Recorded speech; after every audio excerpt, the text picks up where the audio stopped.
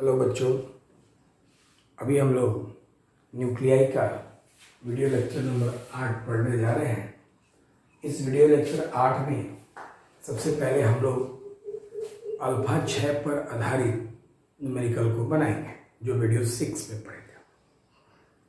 इसको शुरू करने से पहले हम आपको ये बताना चाहेंगे कि किसी भी वीडियो को शुरू से आप अंत तक देखें, और ये 8वां वीडियो देख रहे हैं तो इसके पहले 7 वीडियो को देखें। एक और चीज, जो लाइन एक बार बोलने में नहीं समझ में आए तो उसको फिर से दोबारा से जाके पीछे वहां से देखना चालू करें, और अंतिम तक इसलिए देखें क्योंकि शुरू में तो हम लोग उसका पॉइंट बताते हैं और लास्ट में उसको समझाया जाता है। जैसे क्लास में क्या होता है कि शुरू में बातें बताई जाती है और अंतिम तक आपको समझ में आ जाता है।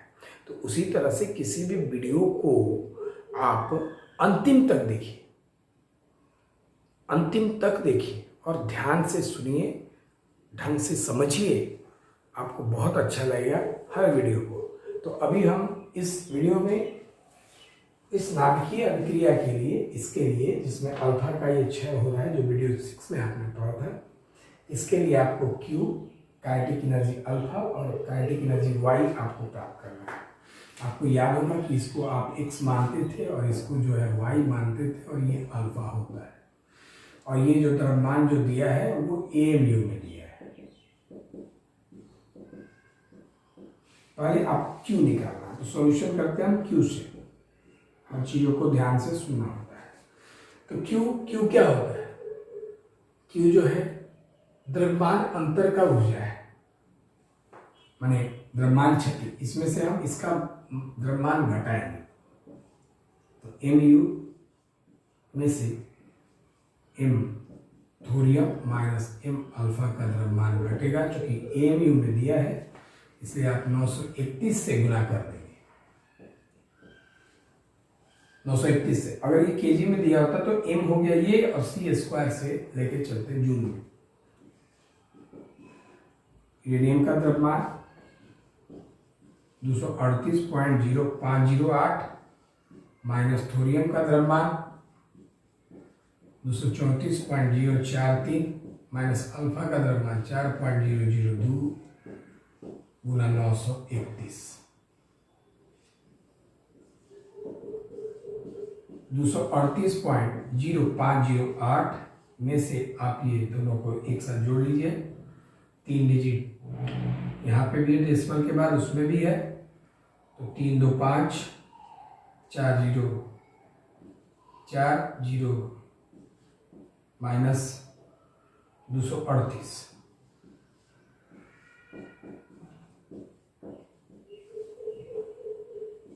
Q बराबर, डेसिमल के बाद ये 4 डिजिट है, ये डेसिमल के बाद 3 है, एक 0 यहाँ बढ़ा लीजिए अपने से। अब आप देखिए 8 में से 0 गया 8, ये 0 है, 5 है तो 9 बचेगा। ये 10 में से 5 गया तो 5 बचेगा। यहाँ 4 हो गया, ये 4 में से 4 गया 0, ये भी वापस यहाँ 0 है, 0 माइनस 238 में से 238 गया 0 इंटू 931। ये मेगा इलेक्ट्रॉन वोल्ट चल रहा है।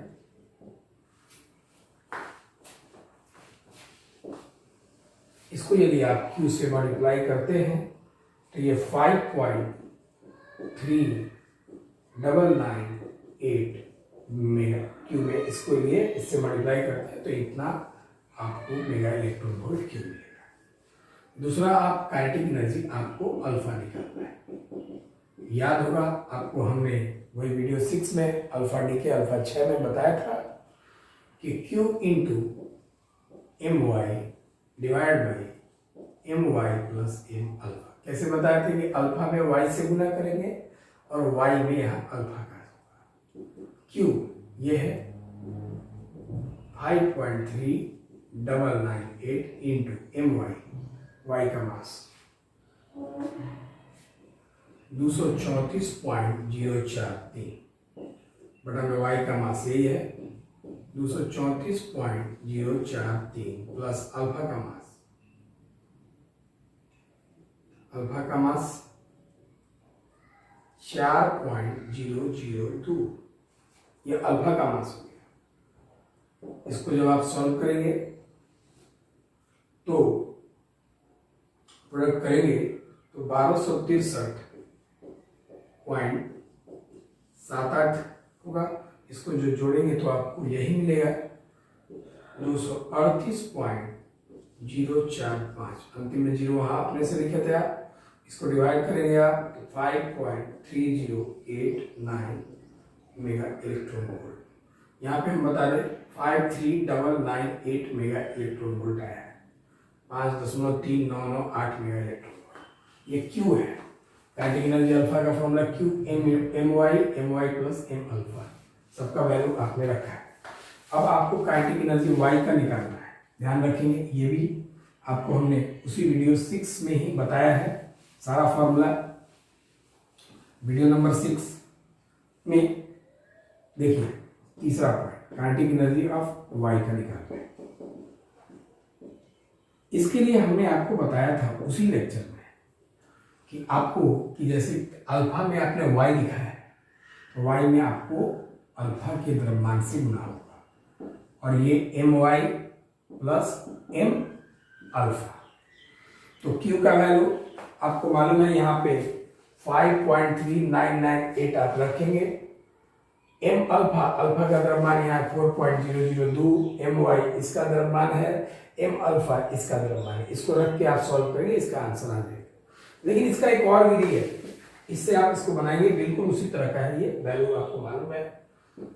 इसका सेकंड मेथड भी है। कैसे? आपको ये मालूम है कि ये जो क्यू है ये दोनों के काइनेटिक एनर्जी के फॉर्म में निकल रहा है, ये दोनों के काइनेटिक गतिज ऊर्जा के रूप में निकल रहा है। ये जो क्यू है इसका और इसके गतिज ऊर्जा के साथ निकल रहा है, मतलब ये जो इसमें ये बदल गया तो अब ये गति कर रहा है, तो इसका ये जो ऊर्जा निकल रहा है इसके गति के रूप में निकल रहा है।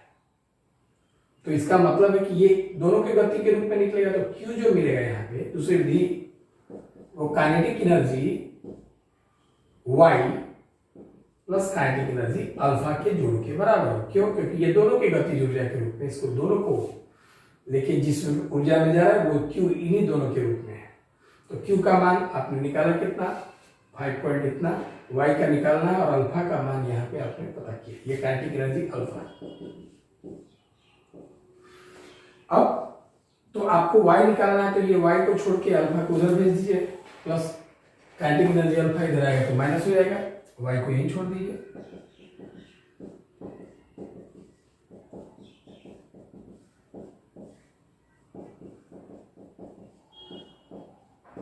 क्यू वहां पे 5.3998 माइनस काइनेटिक एनर्जी अल्फा कितना, माइनस में 5.3089।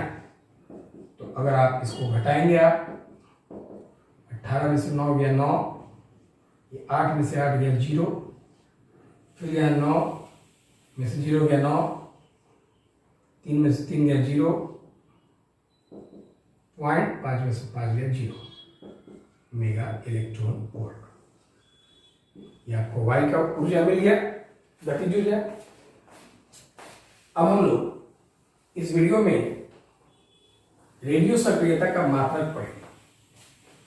ध्यान देंगे आप लोग, रेडियो सक्रियता का मात्रक। जैसे आप जान लीजिए कि रेडियो सक्रियता के मात्रक में पहला मात्रक होता है क्यूरी, मात्रक रेडियो सक्रियता।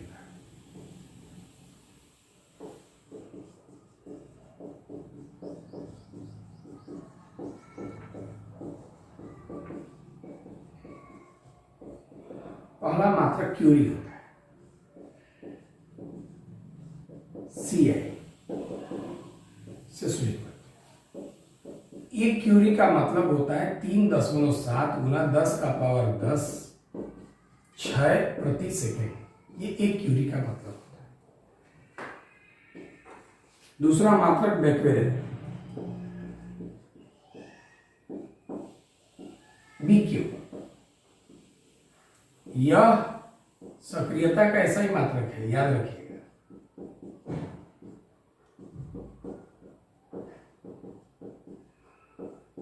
सक्रियता का ऐसा ही मात्रक पूछता है, कौन है? बैक्टीरियल। अब ये वैसे एक बैक्टीरियल का मतलब होता है 1 क्षय प्रति सेकंड।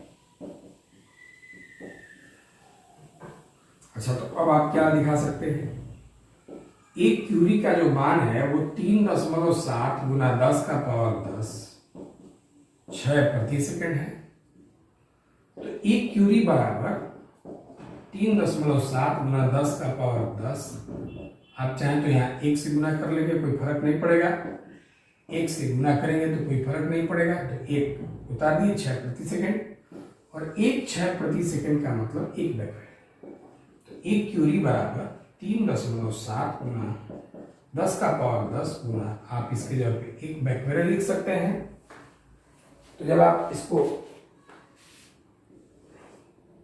1 से गुना करेंगे तो एक क्यूरी बराबर आ जाएगा 3.7 गुना 10 का पावर 10 बैक्टीरियल। अब इसके बाद तीसरा रदरफोर्ड इसका मात्रक, जिसको हम आरडी से सूचित करते हैं। एक रदरफोर्ड बराबर होता है 10 का पावर 6 क्षय प्रति सेकंड। ये एक रदरफोर्ड का मात्रक मान है। अब इसके बाद अब हम लोग रेडियो सक्रियता का नियम देखेंगे।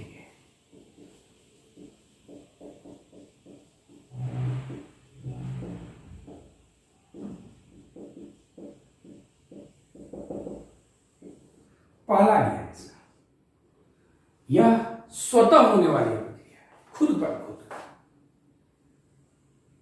यह बाह्य कारकों पर निर्भर नहीं करती, जैसा कि हमने पहले वीडियो में आपको बताया था, रेडियो सक्रियता के पहले वीडियो। जैसे रेडियो सक्रियता चालू किया था, हमने ये बताया था कि ये ताप और दाब पर निर्भर नहीं करता है। ऐसा नहीं कि ताप आप बढ़ा देंगे और अल्फा ज्यादा निकल, नहीं, ये परमाणु संख्या, उस समय जितने परमाणु संख्या उस पर निर्भर करता है। ये बाह्य कारक पर निर्भर नहीं करता है। यह स्वतः होने वाली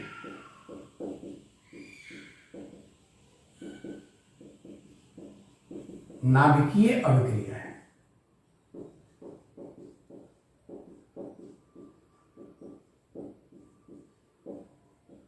ये खुद पर खुद होने वाली नाभिकीय अभिक्रिया है। यह प्रक्रिया और अभिक्रिया बाह्य कारक जैसे ताप, दाब,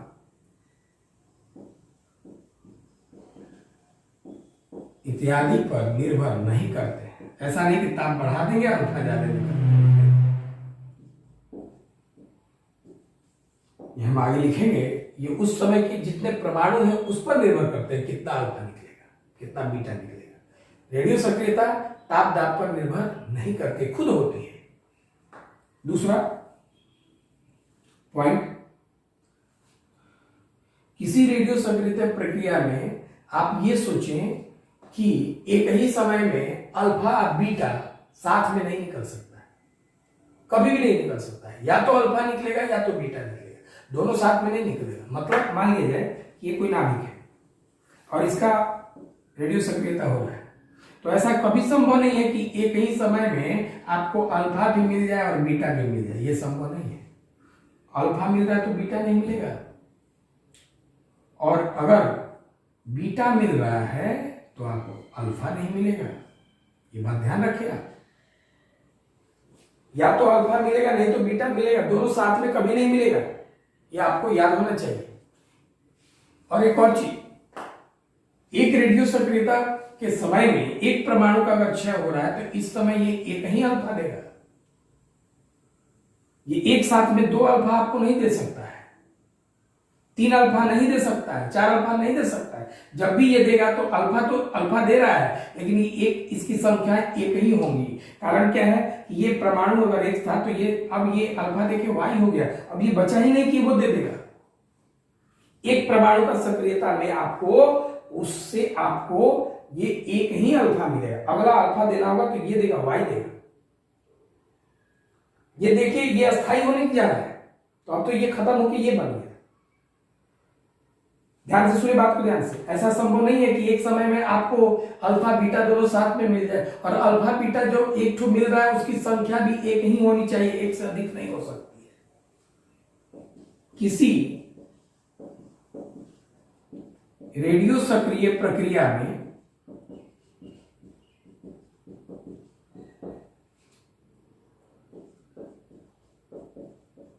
एक परमाणु के सक्रियता के लिए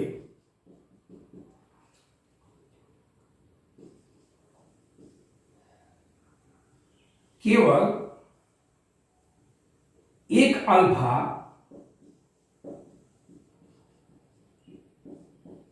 या एक बीटा कण का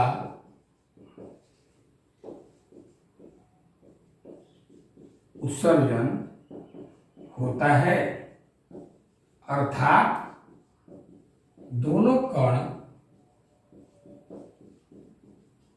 एक साथ उत्पन्न नहीं हो सकते हैं एक परमाणु के क्षय से।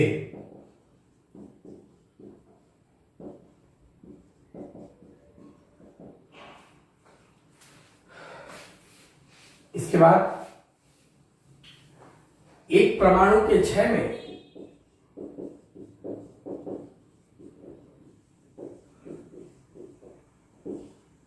अल्फा कण और बीटा कण की संख्याएं कभी एक से अधिक नहीं हो सकती हैं।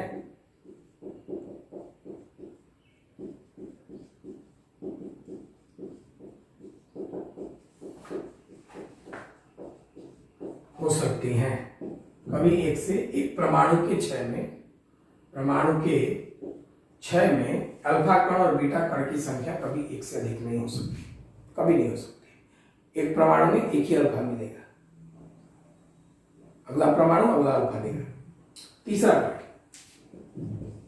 अब आप जानते हैं कि अगर कहीं अल्फा का उत्सर्जन होता है, जैसे मान लीजिए कि एक्स है, जेड है, ये अल्फा दे दिया, 2He4 दे दिया, तो अब जो नया परमाणु बनेगा ये वाई बना, तो वाई के लिए जेड में से 2 कम बनेगा और ये ए में से 4 जो है कम बनेगा। ये वाई की बात। नया जो परमाणु उत्पन्न होता है उसके आवेश संख्या में 2 मात्रक की कमी हो जाती है और द्रव्यमान संख्या में 4 मात्रक की कमी हो जाती है। ये अल्फा कण के उत्सर्जन से होता है। और चौथा नियम है कि ये अगर कोई परमाणु है XZA, इससे बीटा का अगर उत्सर्जन होता है तो नया जो उत्पन्न परमाणु होगा उसके आवेश में 1 मात्रक बढ़ जाएगा और द्रव्यमान वही रह जाएगा, कोई परिवर्तन नहीं होता है। पांचवा नियम, अब ये देखिए, मान लीजिए कि ये कोई सैंपल है, प्रारूप है, और इसमें इतने रेडियो सक्रिय नाभिक उपस्थित है।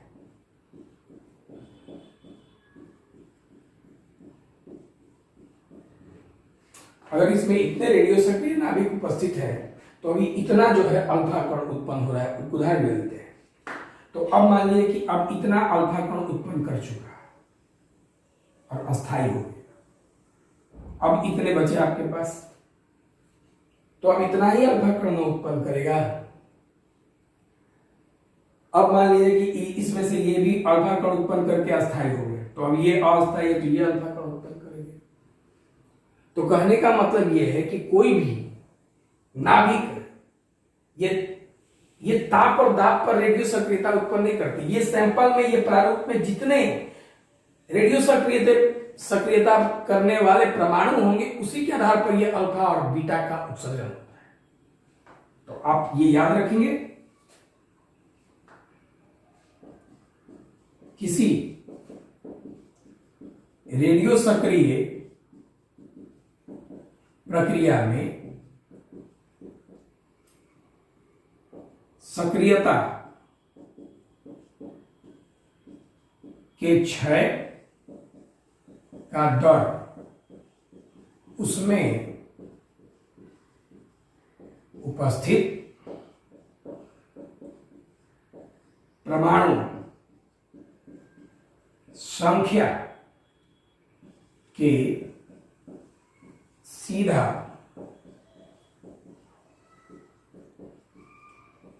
समानुपाती होता है। ध्यान देंगे आप, इसमें कह क्या रहा है कि जब संख्या ज्यादा था तो क्षय ज्यादा हो रहा था, अल्फा बीटा आपको ज्यादा मिल रहा था, संख्या कम हुआ। इसका मतलब है कि ये जो क्षय का जो दर है वो उसके संख्या के क्या है, सीधा समानुपाती है। ये जो नियम है, इसी नियम पर हम लोग का अगला वीडियो तैयार होगा और अगले वीडियो में हम लोग बहुत इंपॉर्टेंट टॉपिक पढ़ेंगे परमाणु संख्या ज्ञात करने के लिए, सक्रियता के लिए। बहुत ध्यान से पढ़िए, समझिए बहुत अच्छी तरह से। पीछे का वीडियो भी देखिए, पूरा देखिए। जब भी आप वीडियो देखिए तो पूरा देखिए, नहीं समझ में आए 2 बार देखिए। समझ में आएगा कैसे नहीं, बहुत इंपॉर्टेंट कॉन्सेप्ट दिया हुआ है, सारे इंफॉर्मेशन आपके वीडियो में है। ध्यान से देखिए, पढ़िए, समझिए। Thank you.